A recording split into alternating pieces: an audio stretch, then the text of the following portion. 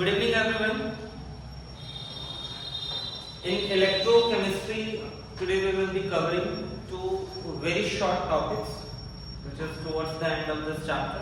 One is fuel cells, and the other is corrosion. और simple सा topic एकदम मस्के जैसा टॉपिक है. फ्यूल सेल्स में यहाँ मैंने ड्रॉ कर रखा है fuel cell which uses combustion of hydrogen gas. लेकिन इसके एक्सप्लेनेशन से पहले let us first understand that what is the need of fuel cell. Fuel cells की जरूरत क्या है.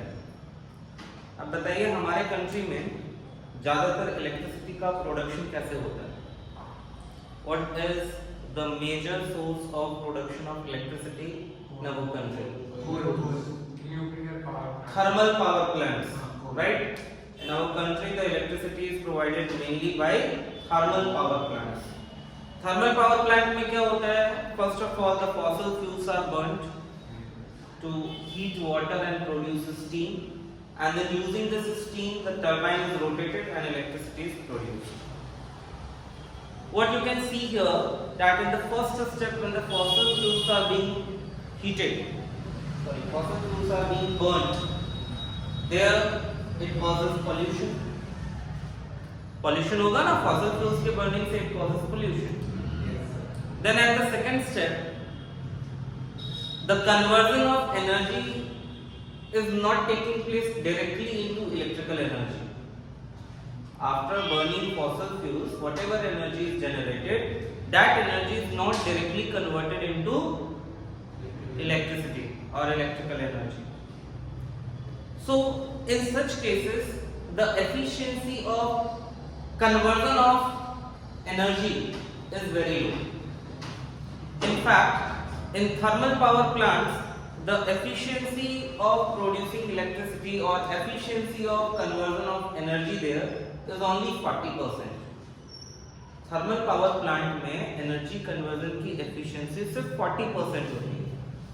इसका मतलब शुरुआत में आपने जो भी फॉसिल फ्यूल्स को बर्न किया टू प्रोड्यूस स्टीम, उस फॉसिल फ्यूल के बर्निंग में व्हाटएवर एनर्जी गॉट रिलीज, उसका 40% एनर्जी ही टुवर्ड्स एंड इलेक्ट्रिकल एनर्जी में कन्वर्ट होता है. Rest all is dissipated, rest all is lost in the atmosphere. और बोलो, इतनी energy loss is it desirable? नहीं. On the other hand, galvanic cells or electrochemical cells, they are efficient in production of electricity. That means in galvanic cell, the chemical energy released during the reaction is directly converted into electricity. यहाँ पे कोई turbine वर्बाइन वाला system है नहीं कि they have to rotate the turbine and then generate electricity. Galvanic cells में क्या होता है कि जो भी केमिकल रिएक्शन हुआ, उस रिएक्शन में रिलीज होने वाली एनर्जी, जिसे हम फ्री एनर्जी कहते हैं, that is directly converted into electricity. That is why fuel cells are more efficient. Fuel cells efficient होते हैं. इनफैक्ट जिस फ्यूल सेल की हम डिस्कशन करने जा रहे हैं, जिसकी बात करने जा रहे हैं, the efficiency of this fuel cell is 70%. Just compare thermal power plants giving 40% efficiency in production of electricity, whereas fuel cells giving 70% efficiency in production of electricity. क्या बेटर है? बोलो क्या बेटर है? Fuel cells. This fuel cell on the commercial level can be designed by taking the combustion of some gases like hydrogen, methane, methanol. ऐसे कुछ compounds के combustion से we can generate electricity. So this upon combustion, first of all, in the fuel cell will lead to conversion of free energy released there into electrical energy, and it is pollution free. It do not causes any pollution. क्या क्या use कर सकते हैं हम fuel cells में? We can use the combustion of hydrogen, we can use the combustion of methane and methanol. याद रखिएगा ये 3 एग्जांपल्स आपके एनसीईआरटी में दिए हुए हैं और बहुत ही अननोटिस्ड पार्ट होता है बोर्ड एग्जामिनेशन में। इस पे बेस्ड क्वेश्चन अभी 1 साल पहले आया हुआ। फ्यूल सेल पे एक पैसेज देते हैं केस स्टडी में और पूछते हैं that what alternative fuels can be used in place of hydrogen gas. Hydrogen gas जैसे ये वाले फ्यूल सेल में मैंने हाइड्रोजन गैस यूज किया है, तो आपको इस तरह का एक डायग्राम दे दिया जाएगा, उस पे कुछ पैसेज दे दिया जाएगा और उस पे कुछ क्वेश्चंस रहेंगे। उसमें एक क्वेश्चन ये भी रह सकता है that what substitute of hydrogen gas can be used in the production of electricity by such fuel cells. तो आप याद रखिएगा कि हाइड्रोजन की जगह पे we can also use methane and methanol, ठीक है। And what is the biggest advantage of this? The biggest advantage is one, it is pollution free, and the second, efficiency as the chemical energy is directly converted into electrical energy, it is more efficient. इसकी efficiency 70% ना बहुत। अभी currently जो मैंने आपको यहाँ diagram show कर रखा है, this is actually a schematic diagram of the fuel cell in which the combustion of hydrogen gas is used in production of electricity. आप देख लो यहाँ पे we have 2 carbon electrodes actually. ये दोनों electrodes कैसे हैं? Carbon electrodes. And these are actually porous electrodes. Porous समझते हो ना? They have small pores in them. And on both the sides of these electrodes you are having the chamber which is having inlets for hydrogen gas and oxygen gas. So you can see there that the hydrogen gas is pumped from this side on anode and oxygen gas is getting pumped from this side on cathode. The electrolyte here is aqueous solution of an alkali. इसमें hydroxide ion available होना चाहिए, so that is why we take aqueous solution of alkali here. क्योंकि ये porous electrodes है तो gases can easily pass into this region and the reaction can take place. इसके साथ एक आउटलेट भी दिया है। आउटलेट ये है कि इसमें जो भी प्रोडक्ट फॉर्म होगा that product can be taken out from here. So what do we do in such fuel cell? There is a continuous supply of the reactants at the 2 electrodes. दोनों ही electrode पे reactants का continuous supply होना चाहिए। There should be a continuous supply of the reactants at the 2 electrodes, and the product formed here must be continuously taken out. ये जो है ना actually इसके लिमिटेशन और इसके ड्रॉबैक का पॉइंट है। फ्यूल सेल्स की लिमिटेशन और ड्रॉबैक में ये 2 पॉइंट आप कर सकते हो ऐड कि फ्यूल सेल्स एफिशिएंट तो है, फ्यूल सेल्स पॉल्यूशन फ्री तो है, लेकिन इसमें we have to supply the reactants continuously. अगर हमने रिएक्टेंट का सप्लाई स्टॉप किया the production of electricity will stop. मतलब H2 गैस और ऑक्सीजन का सप्लाई, हाँ, इस स्पेसिफिक एग्जांपल में हाइड्रोजन गैस और ऑक्सीजन गैस कंटिन्यूअसली सप्लाई होनी चाहिए। अगर हमने कंटिन्यू सप्लाई नहीं किया तो इलेक्ट्रिसिटी का जनरेशन स्टॉप हो जाएगा। हाँ, and also the product should be taken. Sir वो बैकवर्ड डायरेक्शन में चलेगा? बैकवर्ड डायरेक्शन में हाँ, दैट्स इट। यस। सो ये है आपका fuel cell in which hydrogen gas combustion is considered. Same यही fuel cell Apollo space research programme में यूज किया गया था। This fuel cell was used in Apollo space research program, and you will be surprised to know that the water formed here as the product was added to the drinking supply for the astronauts. Apollo space research program में उस पूरे research programme में जो electricity provide की गई थी वो इसी फ्यूल सेल से प्रोवाइड की गई थी, और जो भी वाटर फॉर्म हो रहा था यहाँ पे उस वाटर को वो ड्रिंकिंग सप्लाई में ऐड करते जा रहे थे and that was used by astronauts. So what reactions are taking place in this tube से? तो कैथोड पे आप देखिए, कैथोड पे we are aware that reduction takes place. तो कैथोड पे you can see reduction is taking place and this reduction takes place in presence of the aqueous solution here. इसीलिए वो aqueous solution के लिए हमने H2O भी लिख रखा है. So here the reduction of oxygen is giving us hydroxide ion. क्या मिला हमें? Hydroxide ion. And over anode hydrogen is getting oxidised in presence of hydroxide ion. So the product formed is water and electron. ठीक है. अगर हम इसका complete cell reaction लिखें तो कंप्लीट सेल रिएक्शन में this will get cancelled out and this also gets cancelled out. This also gets cancelled out. I think यहाँ पे H2O ज़्यादा होगा, प्रोडक्ट सारा चला जा रहा है. Cell reaction.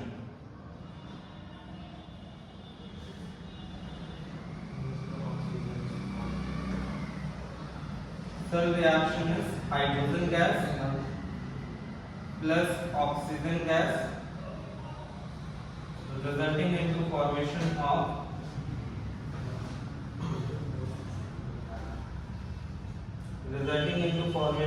H2O. देखिए तो यहाँ पे क्या मिसिंग है? Hydrogen gas and oxygen gas resulting into formation of 4H2. Stoichiometry यहाँ पे डिफरेंट आ गया. Resulting into formation of H2O. Actually इस 2H2O और 4H2O में 2H2O will get cancelled out. या आप यूँ कहो कि this 2H2O on changing the side it will leave 2H2O on. है ना? 4H2O minus 2H2O तो 2H2O बचेगा. Actually यहाँ पे बैलेंसिंग में था. यहाँ पे 4 हाइड्रोजन इधर से ही हो गए और 4 हाइड्रोजन यहाँ भी है. टोटल 8 हाइड्रोजन एटम्स है. तो you have to place 4H2O. ठीक है. So this is the cell reaction. Cell reaction में साफ दिख रहा है it's nothing, it's just combustion of hydrogen gas. Hydrogen gas का कंबशन हो रहा है and it is very efficient. Efficiency इसकी 70% ऑब्जर्वेबल थी, ऑब्जर्व की गई थी. लेकिन इन फ्यूजर्स के साथ डिमेरिट्स भी हैं. डिमेरिट ये है कि there should be a continuous supply of the reactants at the electrode. अगर कंटीन्यूअस सप्लाई नहीं हुआ तो इलेक्ट्रिसिटी जनरेशन स्टॉप हो जाएगा. इनफैक्ट कई कंट्रीज में फ्यूल सेल्स के लिए researches are going on. Researches are continuously being carried out to increase further efficiency of the fuel cell and make it more convenient to use. इसको और ज़्यादा convenient बनाने की कोशिश की जा रही है ताकि इसका यूज जो है वो आम लोगों के लिए भी आसान हो. इसमें कई मटेरियल्स जैसे यहाँ पे भी जो porous electrodes यूज किए गए थे, the porous electrodes, the carbon electrodes which were used here, they were also having coating of finely divided platinum and palladium. Finely divided platinum and palladium was also coated on this carbon electrodes or graphite electrodes. And nowadays such catalysts are being designed which are more efficient. और भी catalyst design किए जा रहे हैं जो और ज़्यादा efficient हो, जो इस फ्यूल सेल की efficiency को और बढ़ा दे और साथ ही साथ ये भी ensure करे that the fuel cell is very easy to carry, compact and convenient to use by the common people. ठीक है. तो these researches are going on. बहुत सारे जापान वगैरह में भी जो है आप देखो फ्यूल सेल्स पे गाड़ियाँ चलाई जा रही हैं, कार चलाया जा रहा है, लेकिन ये सभी अंडर रिसर्च.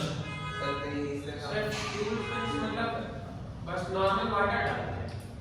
नहीं, नॉर्मल वाटर डालते नहीं. यहाँ पे हम नॉर्मल वाटर डाल रहे हैं. वाटर तो डाला ही नहीं, हाइड्रोजन गैस और ऑक्सीजन गैस डाल रहे हैं. सर तो इससे तो हम घर में फ्यूल सेल रख के पानी पी सकते हैं.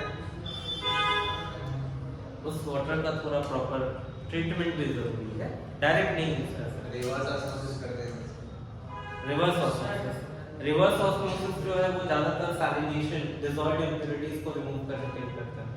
सर जो ये वाटर से सर जो कार्स चलता है उसमें H2O का हाइड्रोलाइसिस करके फिर यही फ्यूल H2O का हाइड्रोलिसिस या इलेक्ट्रोलिसिस? इलेक्ट्रोलिसिस। हाँ। इलेक्ट्रोलिसिस करके ये फ्यूल से वो एनर्जी ये कन्वर्ट किया जाता है। यस और ऐसे रिसर्च बेस्ड इंजन्स जो हैं वो जापान में बन चुके हैं और एक टेस्टिंग भी चल रही है। ठीक है सर जैसे इसका सप्लाई बंद करेंगे H2 और O2 का, हाँ। और मान लीजिए एक बार बंद हो गया तो उसके बाद वापस स्टार्ट नहीं कर सकते हैं, वापस ऑक्सीजन और हाइड्रोजन कंटिन्यूस सप्लाई करें। वापस स्टार्ट होगा जैसे ही आप वापस से हाइड्रोजन और ऑक्सीजन गैस की बबलिंग शुरू करोगे, it will start again. Sir जो हाइड्रोजन बेस्ड रनिंग कार्स होता है सर वो इसी प्रोसेस से चलता है क्या? हाँ इसी और प्रोसेस। ऑक्सीजन इन्वर्टर से ले लेता है यस और हाइड्रोजन उसको सप्लाई करता है। करेक्ट। ये सर इंडिया में आ चुका था, टोयोटा का कार्यक्रम लॉन्च किया था, लेकिन पब्लिक यूज ले रही it is not used by mango people like us, है ना? तो क्या क्या याद रखोगे आप फ्यूल सेल्स में? क्या क्या याद रखना है आपको? याद रखना है that the traditional methods of production of electricity is causing pollution. It is also less efficient in the production of electricity, whereas in galvanic cells there is direct conversion of chemical energy into electrical energy, which means galvanic cells are more efficient. And one such example of galvanic cell which can be used for the commercial purpose is fuel cells. Fuel cells may be used combustion of hydrogen, methane and methanol for the production of electricity, जिसमें आपको मैंने ये present fuel cell बताया है in which we are using combustion of hydrogen gas for the production of electricity. And the same fuel cell was used in Apollo Space Research Program for the electricity need of that program. Also, the water formed here as a product, this was added to the drinking supply of the astronauts. The efficiency of this fuel cell was reported 70%. And presently, more and more researches are going on in all areas, like इसमें और better से better catalyst खोजे जा रहे हैं और better substitutes of fuel खोजे जा रहे हैं, जिससे फ्यूल सेल्स की एफिशिएंसी और फर्दर इंक्रीज कर सके, जिसमें कंबशन बहुत ही कंट्रोल्ड वे में कैरी आउट कर सके और इसे कमर्शियल पर्पस में फुल फ्लेज में यूज किया जा सके। हाँ बोलो सनी, क्या बोल रहे थे? सर थर्मल पावर प्लांट से एफिशिएंसी तो ज्यादा होता है। यस, थर्मल पावर प्लांट की एफिशिएंसी 40% होती है।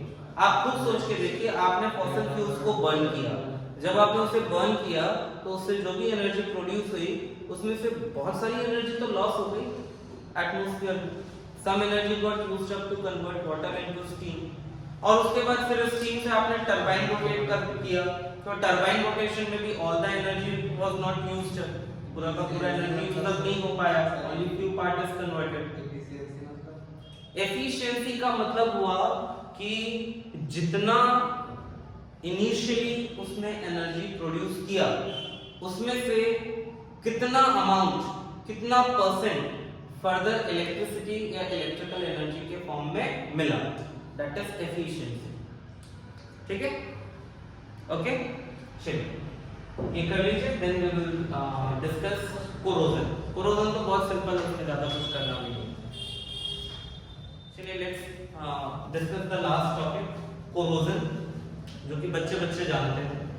Corrosion is highly undesirable evil process, है ना?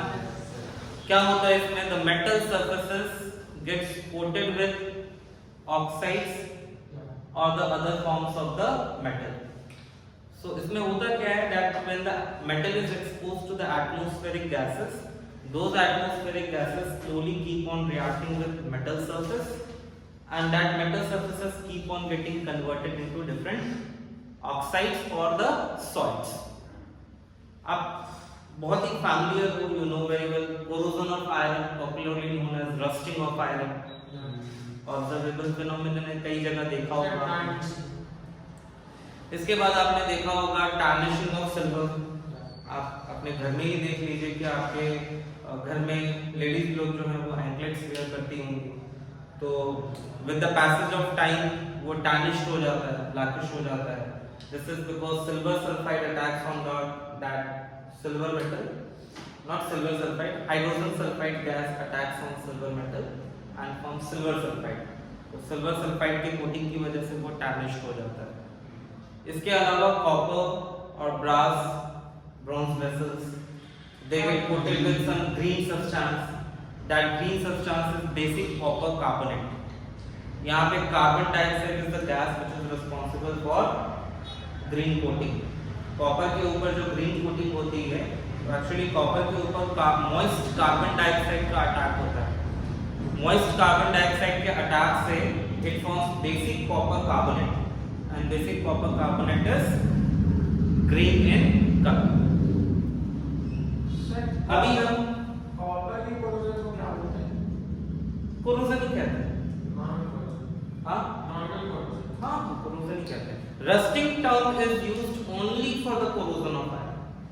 रस्टिंग प्रोसेस जो है वो सिर्फ आयरन के कोरोजन के लिए कहा जाता है। टार्निशिंग वाली फॉर सिल्वर। हाँ ठीक है, तो ये आप इन फिनोमेनन से आप ऑलरेडी अवेयर हो, आप जानते हो इनके बारे में, isn't it? Now why the corrosion process is included in this chapter? Because we are going to discuss rusting of iron as an electrochemical phenomenon.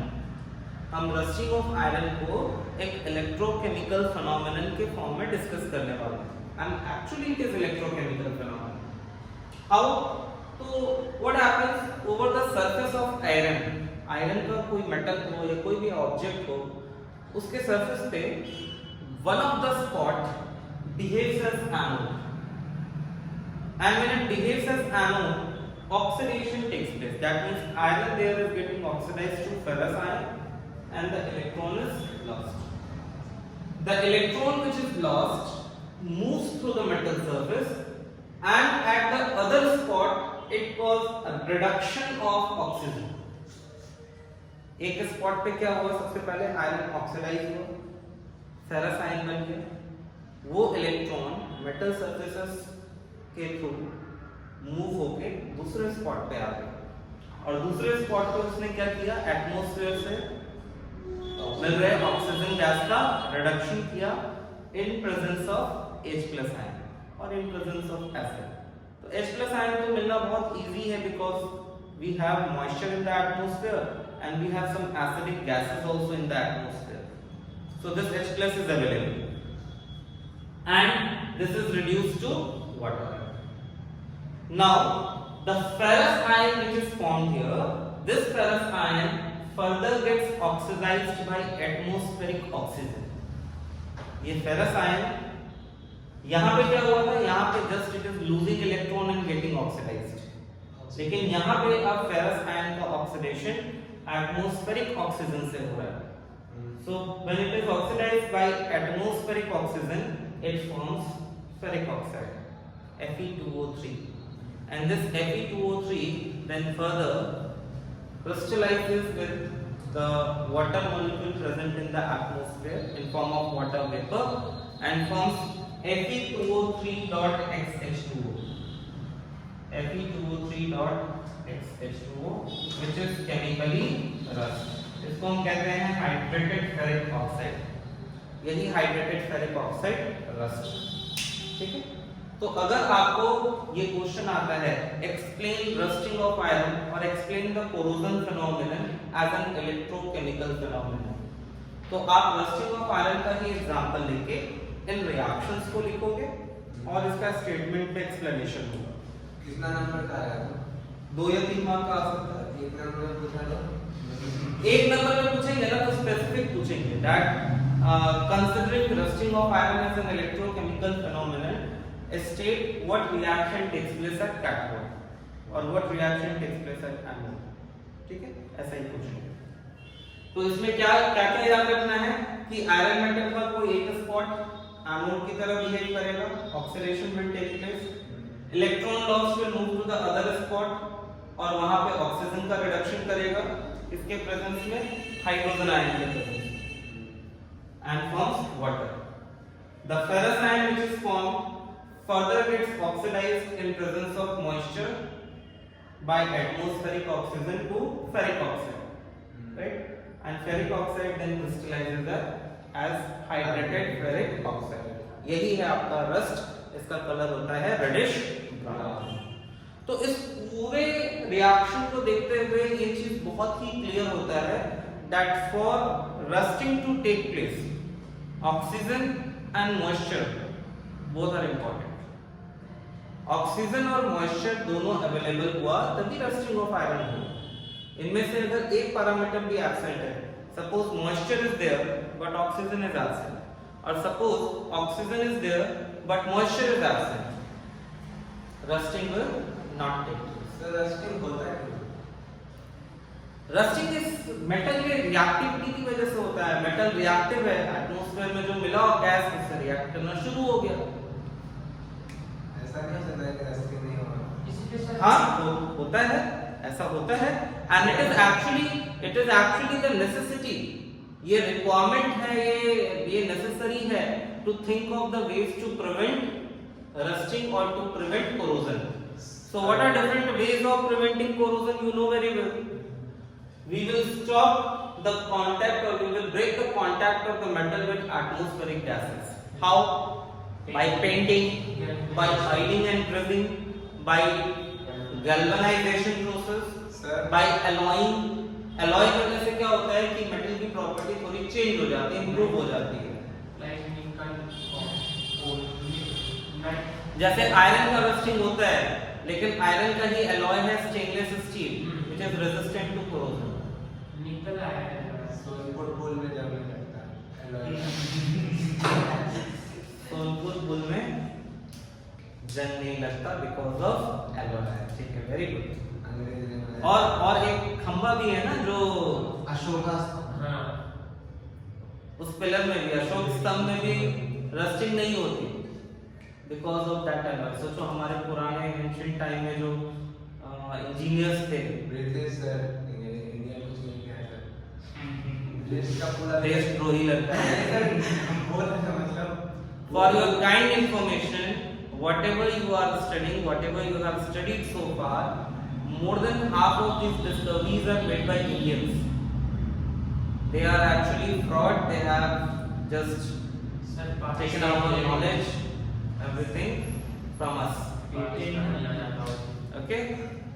हम इंडियंस इतना जो है ना वसुधैव कुटुंबकम के चक्कर में हम नहीं बर्बाद तो नहीं हुए हैं, हम अभी भी आबादी हैं। But please try to understand that your country is great.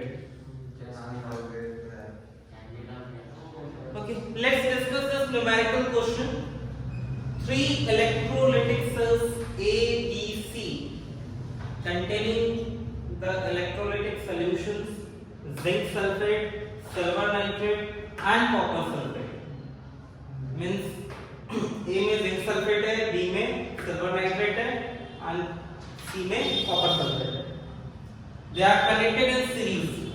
That means same amount of current, same amount of charge, and same quantity of electricity is passing through them.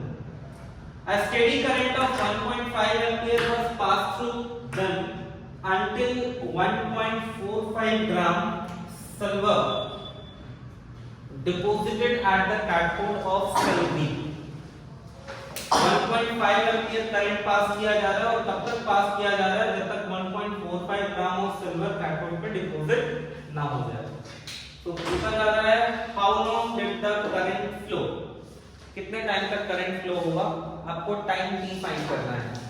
और फिर पूछा है that what mass of copper and zinc were deposited. तो what mass of copper and zinc were deposited वो आप Faraday second law of electrolysis से calculate कर सकते हो, जैसा आप लोग डिस्कस कर रहे थे। सर क्वेश्चन समझ में आया? क्वेश्चन कह रहा है 3 इलेक्ट्रोलाइटिक सेल्स हैं, कंटेनिंग सॉल्यूशन। पहले वाले में जिंक सल्फेट इलेक्ट्रोलाइट है, दूसरे वाले में सिल्वर नाइट्रेट इलेक्ट्रोलाइट है, तीसरे वाले में कॉपर सल्फेट है। ठीक है, इन तीनों से 1.5 ampere of steady current was passed. Steady current का मतलब हुआ कि ये कांस्टेंट 1.5 एम्पियर ही पास हो रहा है, इट इज नॉट चेंजिंग। तो 1.5 एम्पियर करंट पास करने पे कब तक पास किया गया, जब तक आपको सेल बी पे 1.45 ग्राम सिल्वर का डिपोजिशन ना मिल जाए तब तक, ठीक है।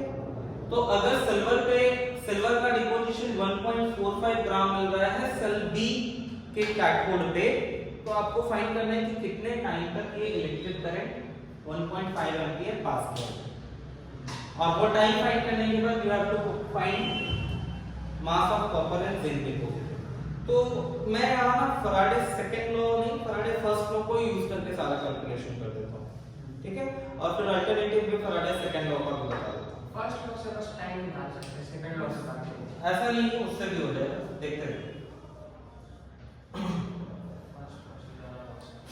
देखिए आपको दिया हुआ है in cell B mass of silver deposited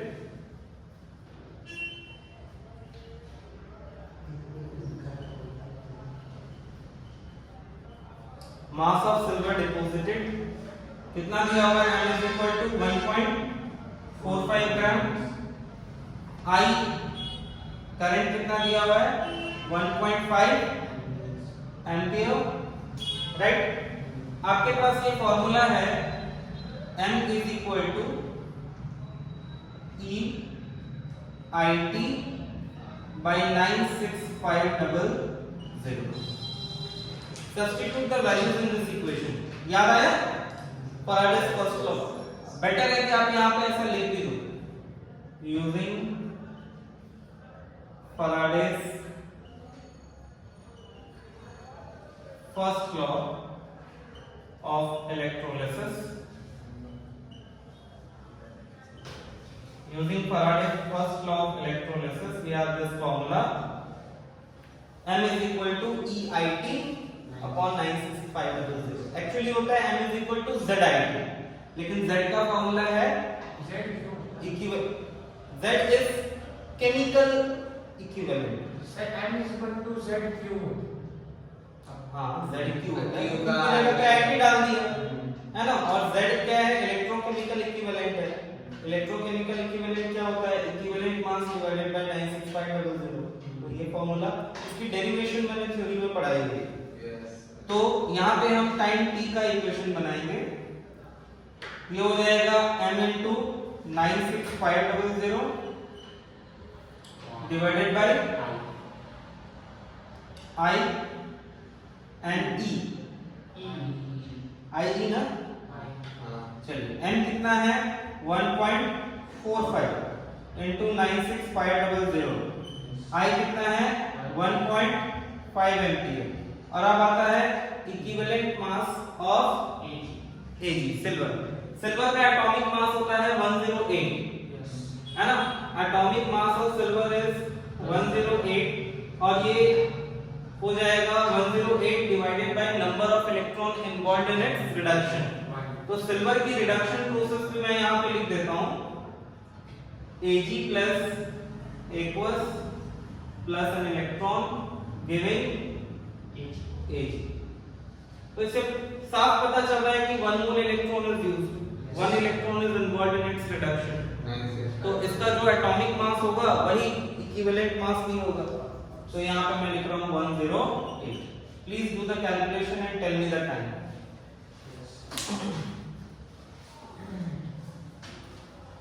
जल्दी 14 मिनट्स पेंसिल साइड नहीं, मुझे सेकंड में चाहिए, ये जल्दी फास्ट ये कैलकुलेशन कीजिए। 14 कितना? अरे पापा यू मल्टीप्लाई दिस, इसका कैलकुलेशन करो ना फास्ट। 8 मुझे सॉल्व किया हुआ आंसर नहीं चाहिए प्रथम, I want this calculation here.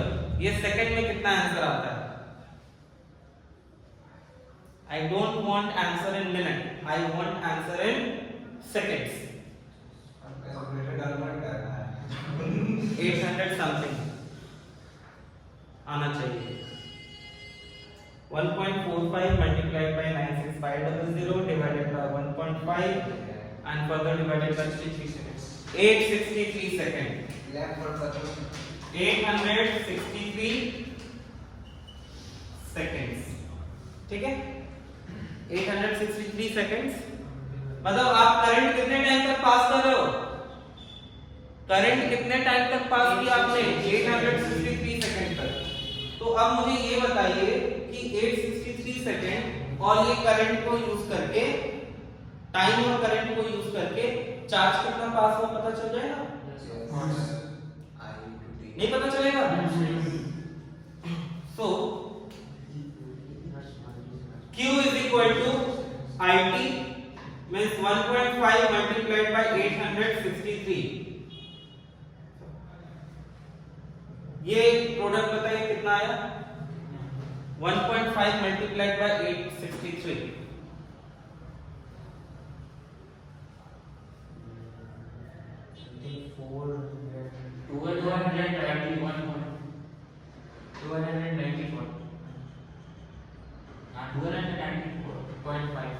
1294.5 coulomb, यही ना 1294.5 कूलम। अब आपको ये पता चल गया कि इन तीन इलेक्ट्रोलाइटिक सेल से what amount of charge is passing. तो क्या आप मास कैलकुलेट नहीं कर सकते हो यूजिंग स्टोइकियोमेट्रिक कैलकुलेशन? कैसे देखिए, इन सेल 1 और इन सेल ए क्या है, सेल ए में जिंक सल्फेट, मतलब जिंक आयन होगा, दिस गिविंग जिंक, यही होगा ना। तो यहां पे हम स्टोइकियोमेट्री यूज करेंगे। 2 फैराडे गिव्स जिंक का एटॉमिक मास 65.5 ग्राम, 65.5 ग्राम। अब ये हो जाएगा 2 मल्टीप्लाइड बाय 96500, आपको वैल्यू भी पता है, it is 19300 sorry 000 coulomb. This gives 65.5 gram zinc, है या नहीं? आपको यहां पे कितना चार्ज पास हो रहा है? 1294.5 कूलम। इससे कितना मास मिलेगा? मिल जाएगा ना, यूनिटरी मेथड। आपने बोला कि फैराडे सेकंड लॉ यूज करना पड़ेगा। यस सर, हो जाएगा। जो आ जाएगा, जो क्वेश्चन से पूछ रहा है सर सेकंड लॉ से ही आता है। हां सेकंड लॉ से भी आ जाएगा, लेकिन सेकंड लॉ आपने ऑलरेडी किया हुआ है, तो मैं ये अल्टरनेटिव वे बता रहा हूं। चलो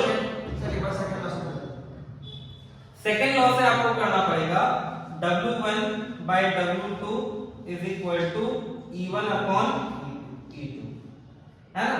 अब इसमें आप दो सेल कंसीडर कीजिए, considering cell A and cell B।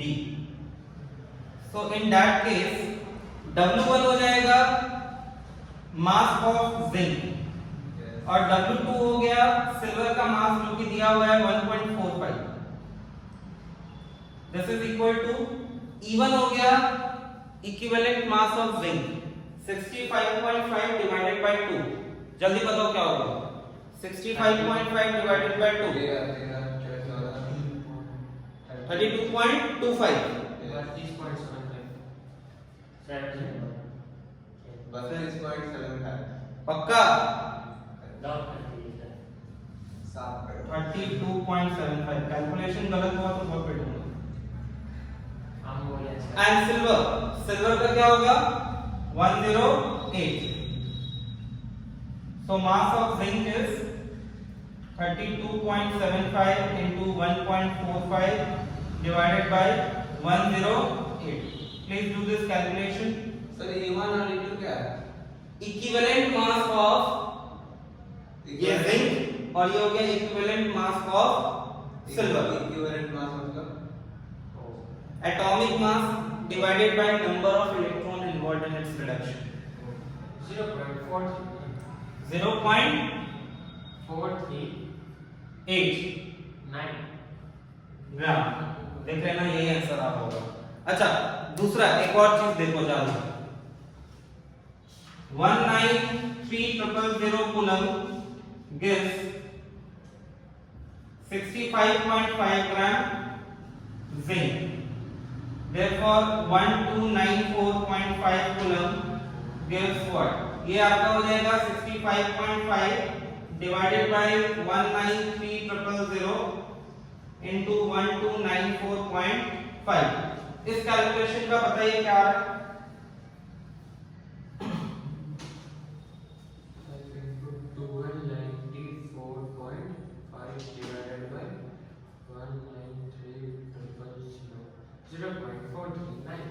Zero point 0.439 ग्राम है ना? Simple, Yes, sir. आंसर दोनों में सेम है ना? Yes. तो जिसको जो मेथड रास आ जाए वो यूज कीजिए। उसमें से टाइम निकाल के इसमें आपका राइटिंग वर्क ज्यादा रहेगा तो लिटिल टाइम टेकिंग।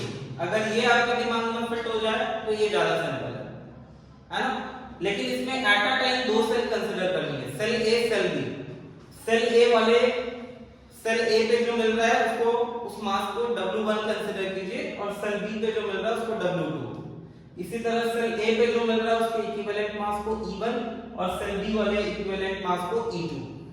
ठीक है, अगर इसमें कंफ्यूजन हो तो ऐसे नीचे सिंबल भी लगा सकते हो, W of Zn upon W of silver is equal to E of zinc upon E of silver, वैसा भी कर सकते हो।